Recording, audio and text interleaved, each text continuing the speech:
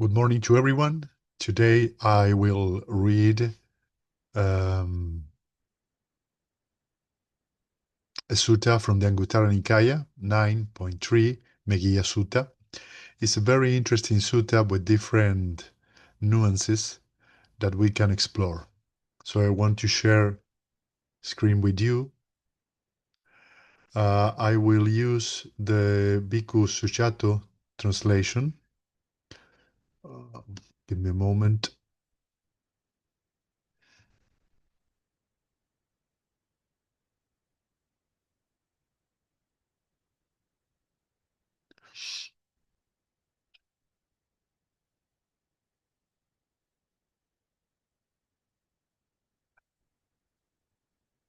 Okay, with Meghiya is the name of the sutta. At one time, the Buddha was staying near Kalika on the Kalika mountain. Now, at the time, Venerable Meghiya was the Buddha's attendant. Then Venerable Meghiya went up to the Buddha, bowed, stood to one side, and said to him, Sir, I'd like to enter Jantu village for alms. Please, Meghiya, go at your convenience. Then Meghiya rose up in the morning and, taking his bowl and robe, entered Jantu village for alms. After the meal, on his return from almsround in Jantu's village, he went to the shore of Kimikala river. As he was going for a walk along the shore of the river, he saw a lovely and delightful mango grove.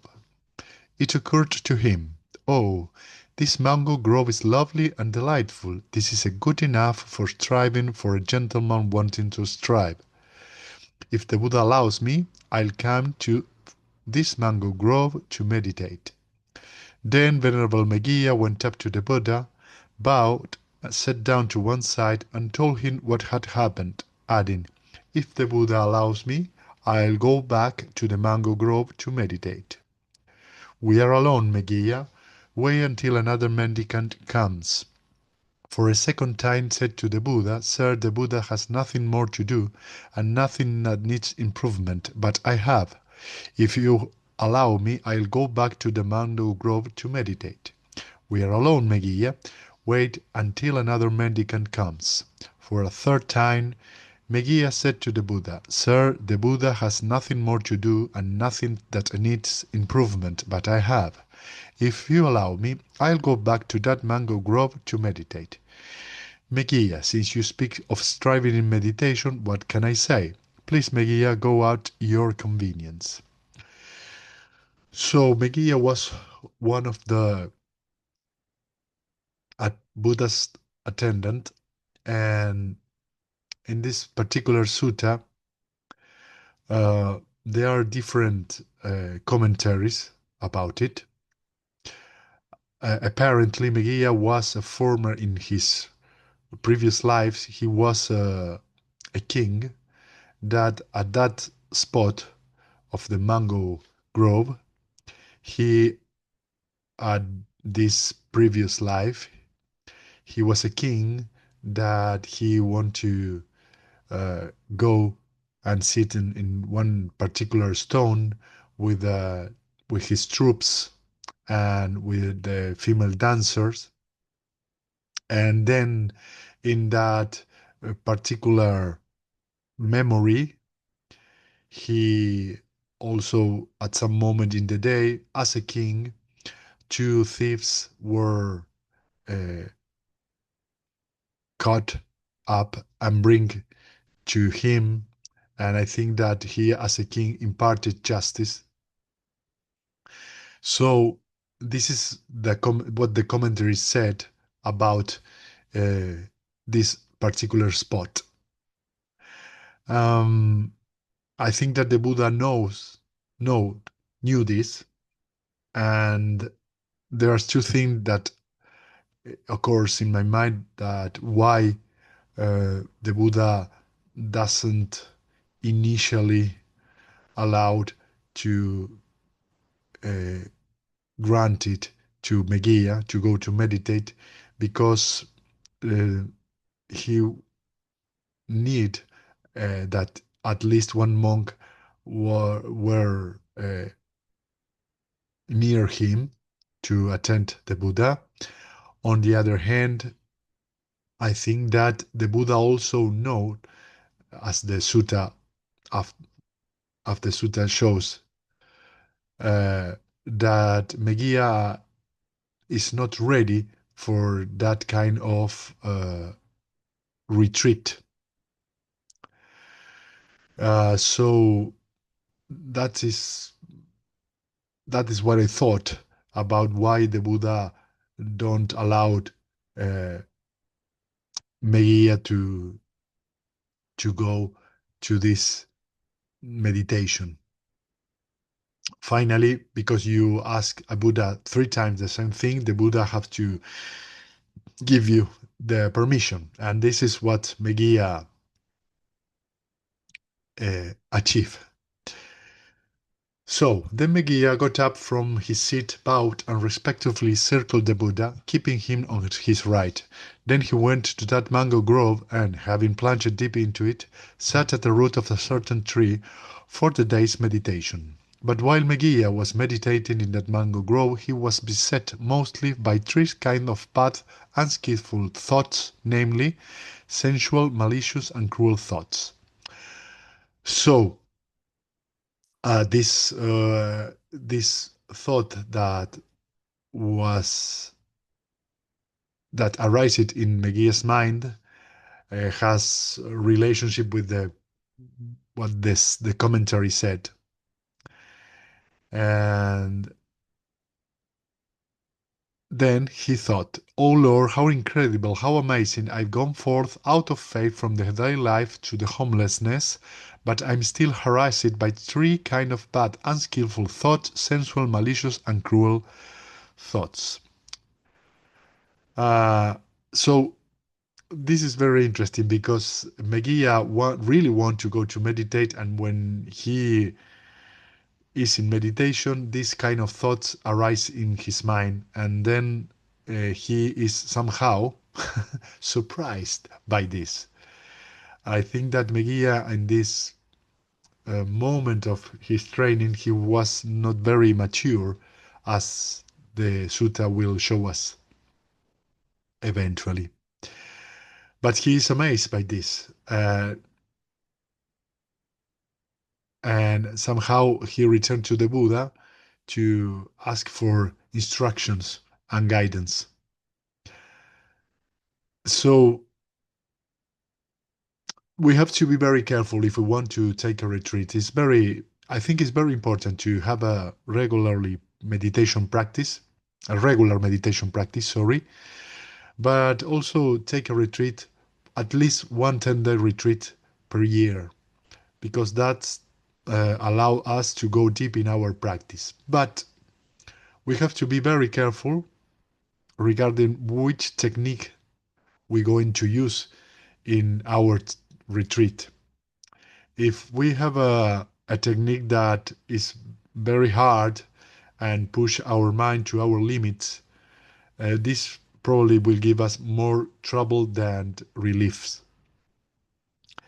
So this is one of the incredible things that happen in the Twin 10 days retreats. I think that um, it's very important, several things. First of all, inside of the 10 days retreat, Twin retreat, you have there is some schedule that you have to follow, but you have freedom to follow your own rhythm. This is very important because meditation is always related to know yourself, develop your mind, and be aware and be mindful about what's going on in your mind at any moment.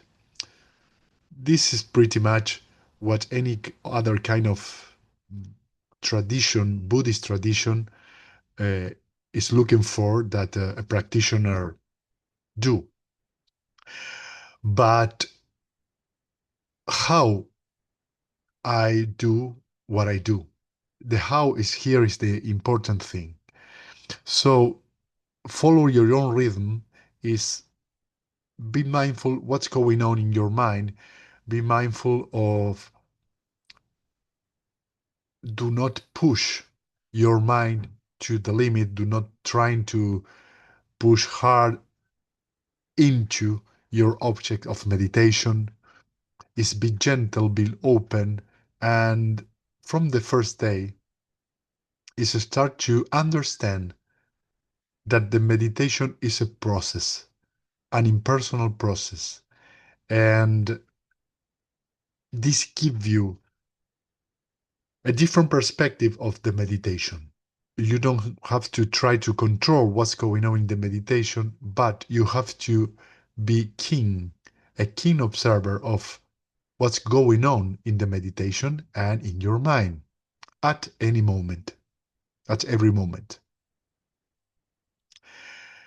So if you are going to sit, or if you're going to take a retreat, you have to have a very clear perspective, because a meditator will also with over sorry a meditator always has to work in two things: be with his object of meditation and apply right effort when some hindrance arises.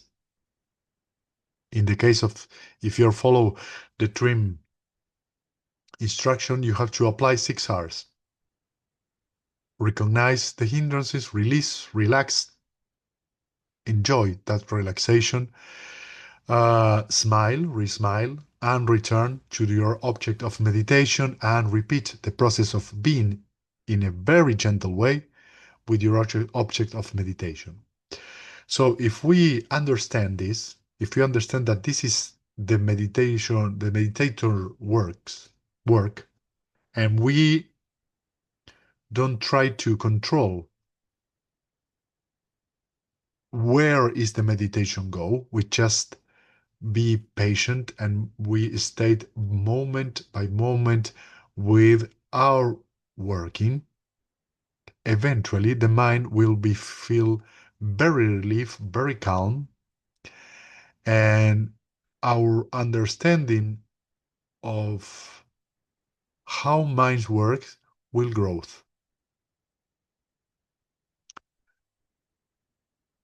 So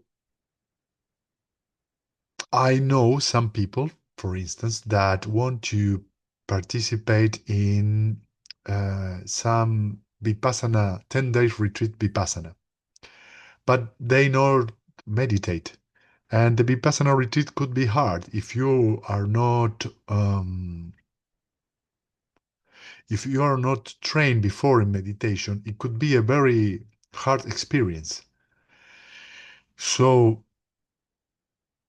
regard independently of the method, I said this as a person that who have to be responsible for his own decisions. You have to reflect carefully about uh, doing a retreat, and especially you have to have some kind of previous experience to make a retreat, especially uh, if you don't know nothing about it. This was one of the beautiful things that I discovered with the twin practice. Uh, when I start to practice twin meditation, I have already 17 years of Zen training. So for me, it was like open uh, a door, and all the training that I have before in my life start to grow in a beautiful way. For me, twin was uh, a method, a path that relate all the Buddhist teaching in a very intimate way. I felt that the twin tradition gave me, the twin method gave me beautiful changes in my life, in my mind. And when I took this 10-day retreat in 2020, I I feel a major change in my life and a major change in my understanding and perspective of the suttas and the Buddha's teaching. But I can't deny my 17 previous Zen experience because I was I was already taken a lot of retreats of different uh, amount of days. I was taking solitary retreats too. So I know I knew what how was a retreat, but the twin method and that retreat in particular was a surprise for me, a beautiful surprise. So I think in this part of the sutta, the instruction of the teaching here is we have to be responsible for our thoughts, our intention, and be careful about what choices we take in our life, because the consequences, not always we are responsible for the consequence. Many times we have the intention, we recognize our desires, our wantings, but when our outcome of that desires and intention is not what we expected, we get anger or we are sad or whatever the emotion arise at that moment. And when that happens, we are not taking responsibility for our previous intention. So it's a very good exercise to, when some things go wrong or even good, reflect on that. What was my previous intention? So in that way, we can start to understand this relationship between cause and effect. And this helps us to take responsibility for every single decision and choices that we take in our life. So here Meghiya somehow is he is imprisoned by his own decisions, and now because he doesn't like how the meditation went, uh, he returned to the Buddha. Then the Venerable Meghiya went up to the Buddha, bowed, sat down at one side, and told him what had happened. Meghiya, when the heart's release is not ripe, 5 things help it ripen. What 5? So here the Buddha is talking about that the heart's release. This is a very beautiful image. Um, I think that in the Bhikkhu's Bodhi's translation that I have here, um, he have a different. I think it's not remember not a different translation, but if you give me a moment, here.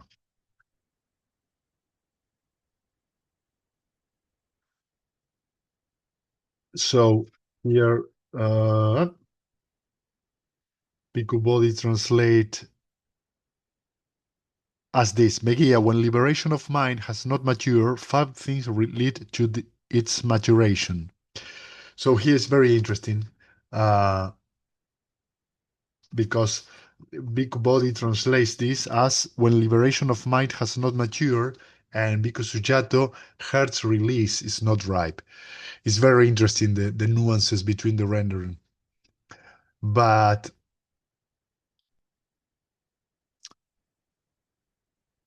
here with this new instructions, I think that Meghiya will start to understand uh, what are the conditions that help to the practitioner to uh, to accomplish the training. So, what five? And Sirs said um, first, mendicant has good friends, good companions, and associate. This is the first thing. So, um, mendicant had good friends, companions, and associate. This is very important. This is the Sangha. The Sangha has a lot of different nuances, interpretation. We can talk about, when we talk about good friends, companions, and associate, our spiritual friends, Kalanyamita. And this is a very good, a very important aspect of the training. The Buddha said that is the whole holy life or the whole spiritual life.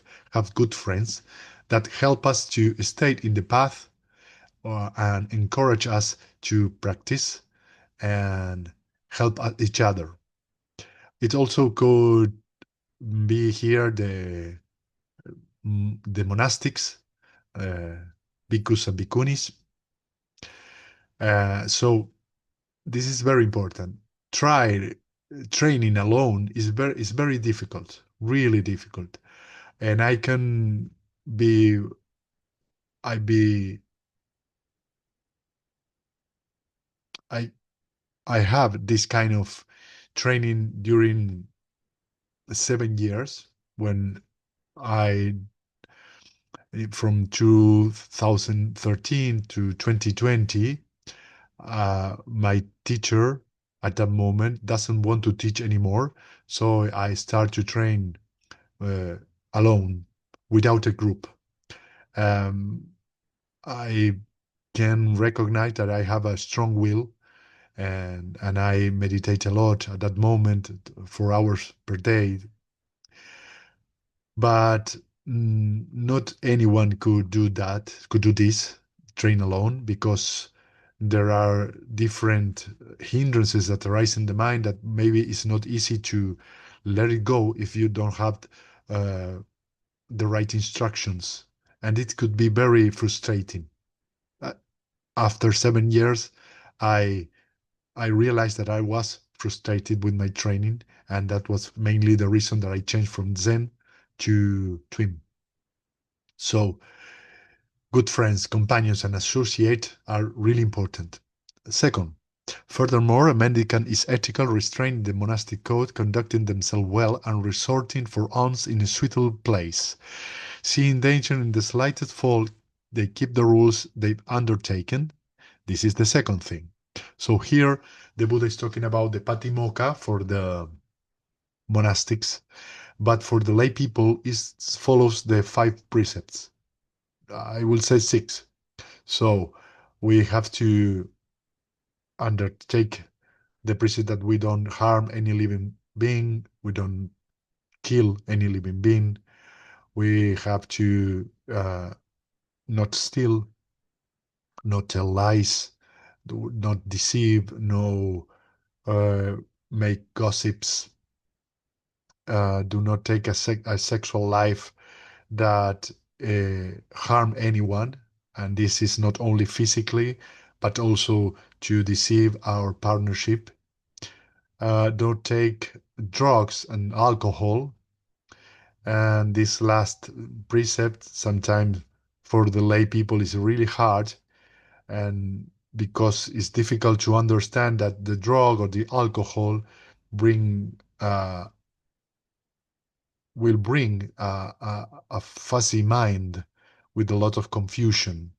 And generally, when people start to drink alcohol, they start to, I give an simple example, start to talk out loud and try to use harsh words. Sometimes start fighting and discussing about uh, stuff that is not important and start to quarreling. And this is not good. So the precepts are not a way to try to afraid the practitioner, but to be aware and have mindful regarding his or her own behavior at any moment. a mind that keep the precept is a mind that will easy be uh, tranquilized, because it's a mind without remorse, it's a mind without uh, restlessness, or at least have less restlessness. It's a more peaceful mind. So it's a really helpful thing to keep the precepts. And in another suttas, talk about that if we keep the precept, the devas will love us, because people who keep the precepts are people who are uh, worthy of trust. You can trust in a person who keep the precepts. So is again keep the precepts because give us the opportunity to, when we sit to meditate, we're going to feel a very or an easier way to tranquilize the mind. Ultimately, follow the precepts is an opportunity to closely observe what are we doing in our life. And if we're doing this observation with a mindful mind, we're going to gain a lot of benefits of this. Uh, so it's highly recommend this to second aspect. Furthermore, a mendicant gets to take part in talk about self-effacement that help open the heart when they want, without trouble or difficulty, that is, talk about fewness of wishes, contentment, seclusion, aloofness, arousing energy, ethics, immersion, wisdom, freedom, and the knowledge and vision of freedom. This is the 13. Well, here is about talking about have few wishes. This is a very good uh, summit of all of this third thing. Have few wishes is a mind that is very comfort at the present moment, is content, and generally this kind of mind is a mind that is imbued with loving kindness or compassion or altruistic joy or equanimity. Also, it could be a mind that have as an object of meditation the breath, because when someone start to meditate and uh, constantly practice daily meditation and take a retreat, the practitioner start to see that when a mind is content and satisfied with few wishes, this give us the energy to train ourselves with more gladness. This kind of mind is a mind that leave sukha very easily, because are this, I don't want to say use the word austerity because it's not here the word, but this fewness of wishes, like the sutta says, is a mind that is okay with what's going on in that moment. So it's a mind that is equanimous at this moment, at every moment. A mind that is equanimous has sukha, sorry. And this gives us wisdom, because we understand that when we start to wish different things, and when I say wish, I will use not the word wish, but crave for more and more and more, the mind start to feel restlessness.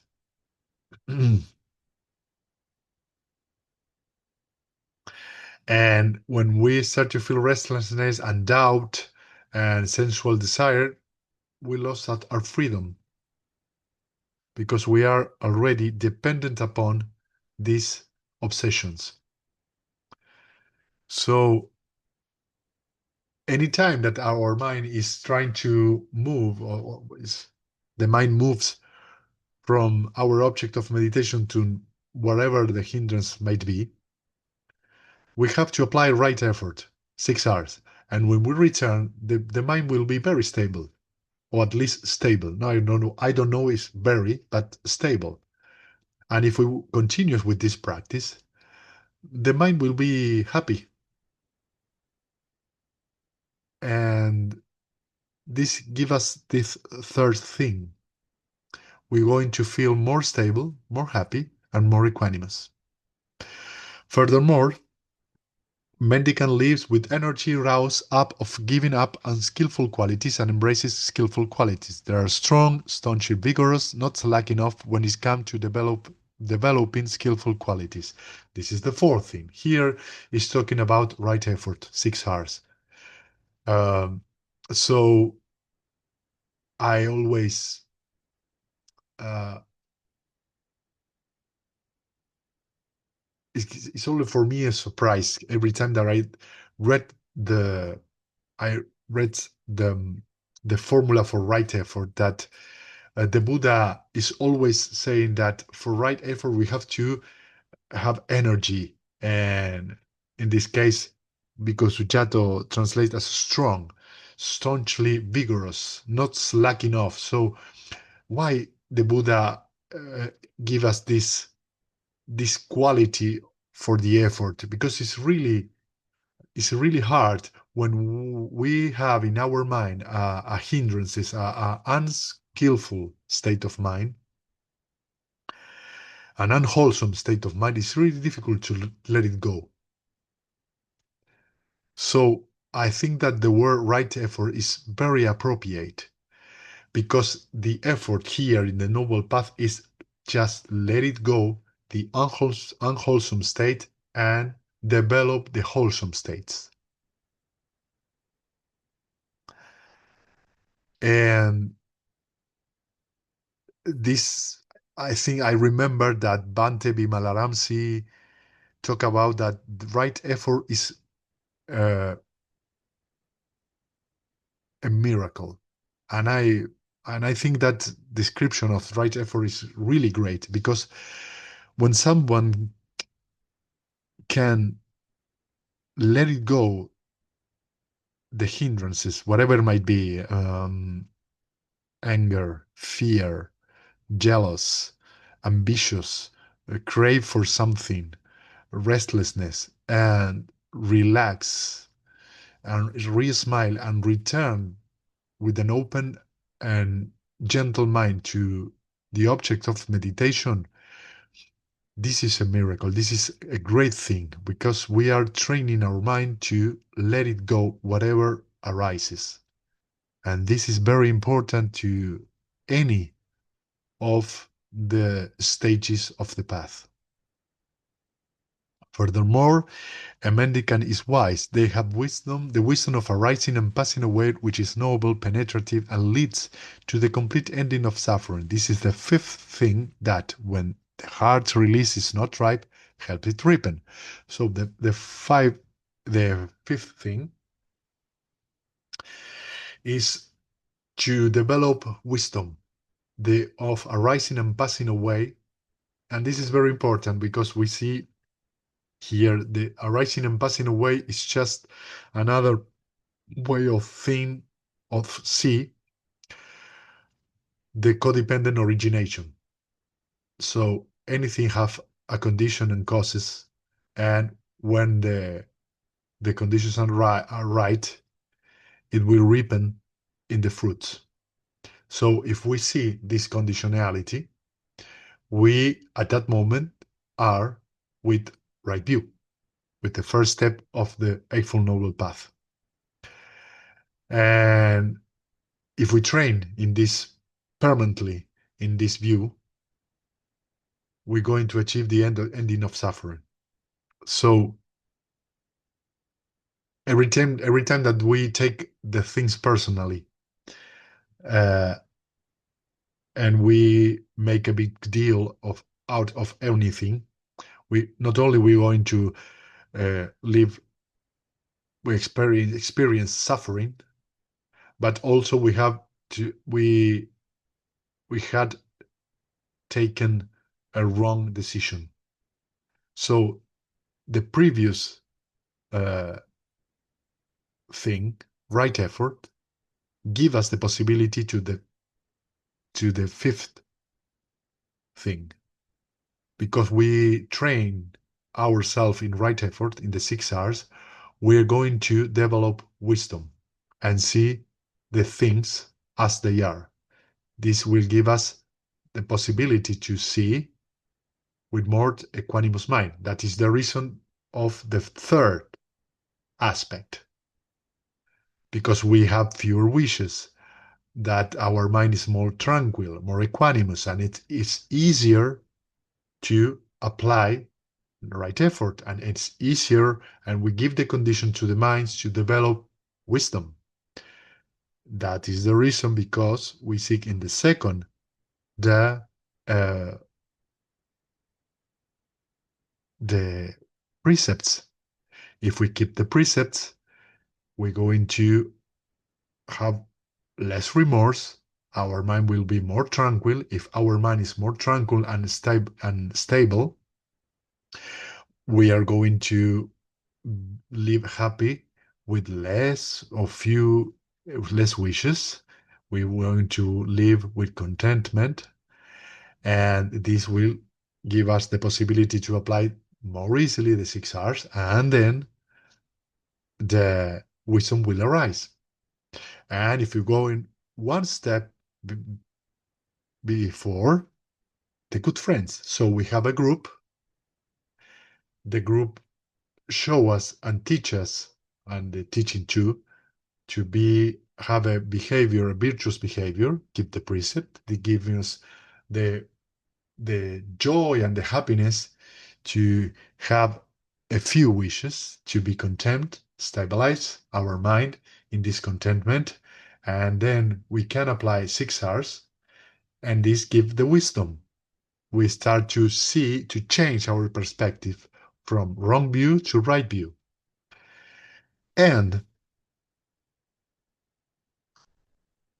when a practitioner, here is said the Buddha, when a practitioner is based upon these five aspects, the Buddha said, but then a mendicant grounded on these five things should be developed four further things. They should develop the perception of, where here says the ugliness, in the Bhikkhu's Body translation said the unattractiveness, to give up greed. So here we remember this is uh, an advice from the Buddha, that is the ugliness or unattractiveness is, don't be caught up in our sensual desire. Don't start to thinking about our desires or our craving. And is I give you an example. We are enjoying the delicious meal. It's okay with that. When we finish our meal, if our mind uh, return to the memory of the meal, is and start to be obsessed with this is uh, will give us suffering at that moment, and we start to again not have we start to have a lot of desire for that. So the perception of ugliness is recognized with the equanimous mind, that the experience lasts uh, regarding the experience lasts, or the experience arises regarding certain causes and conditions. When that causes and conditions disappear, the experience disappears. So this perception of unattractiveness is really important because we recognize that any experience that we have in any of the five sixfold ways is unstable. So it's impermanent, anicca, and eventually will lead us to suffering. And uh, if we take any of these things personal, we're going to suffer a lot. So the unattractiveness is understand that we live in this world, that we have a lot of sensual experience, but we don't need to crave for it. We have to accept what is going on here and now and not chase this kind of experience. The second one is, or this, the seventh is love to give up hate. So this is very important. When we train loving kindness, we are train ourselves to let it go the hate, the aversion. Mindfulness of breathing to cut off the thinking. Oh, this is very important. Here is the object of meditation that the Buddha is suggesting is mindfulness of breathing. I think this in some comments, I don't know if in the Visuddhimagga, but mindfulness sometimes is recommended for people that are too speculative. They have a lot of doubt in their mind and try to think a lot. But you can use any of the objects of meditation. You have to train and try uh, one object of meditation, maybe take 1 year, 6 months, and see what's going on with that object of meditation. And if this object of meditation leads you to a more peaceful, flexible, and relaxed mind, you uh, had done a very good decision.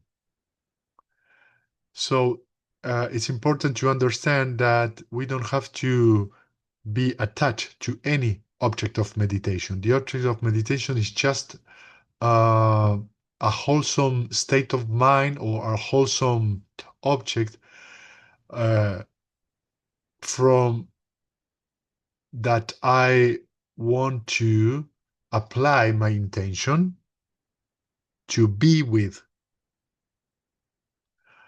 but it's just a tool, not an aim. So it's really important that we understand this. And perception of impermanence to uproot the conceit of I am, the conceit I am. So when you perceive impermanence, the perception of not self becomes stabilized. Perceiving not self, you uproot the conceit I am and attain extinguishment in this very life. So the last one is the perception of impermanence to uproot the conceit I am. So this is a possibility. When we start to look the things as unstable, anicca, and we start to understand that this anicca, this impermanence, this instability uh, lead us to suffering, we start to understand that anything is conditional. So this conceit, I am, or mine, or myself, is start to fade away because there is nothing to hold on. We want to, we crave for something that be permanent, but that's not possible. The samsara is have this condition. We cannot change samsara. We can understand samsara, not only as a place, but as a way as our mind works. Our mind could work in a samsaric way, producing things and try to get more and more and more. Or we can train ourselves to have or live a more nibbanic mind, a mind that tend to open the mind and let go. And if we are very attentive, we're going to understand that the samsaric mind generally give us suffering, and a nibbanic mind, a mind that tend to just let it go, feel free, feel relief, feel happiness. So when we perceive this impermanence, the perception of not self becomes stabilized. What is the meaning of this? Gradually, when we continue with our practice, when we start to not only follow the precept, be generous, not only meditate, but we start to live under the perspective of the Dhamma, under the perspective of the Eightfold Noble Path, we start to see these causes and condition without see anything that we can define as I am, me, or myself. And this give us space in our mind, pause, give us stability, because we have this distance from things and we start to see how the samsara work. But we are not engaged with the experience. We feel the experience, we feel the feeling. We can live anything that's going on here and now, but we are not engaged with the reaction of the mind. So the perception of not self, the perception of emptiness, because when we accept the present experience as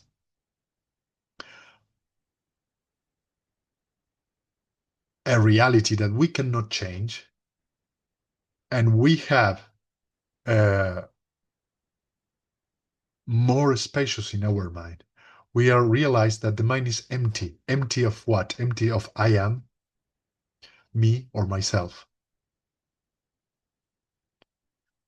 So any experience is not self. Every experience is not self. Every experience is impermanent. Every experience is suffering. So this will uproot the conceit. And finally, we going to lead us to the arahanthood, the arahantship. So let's share some merit.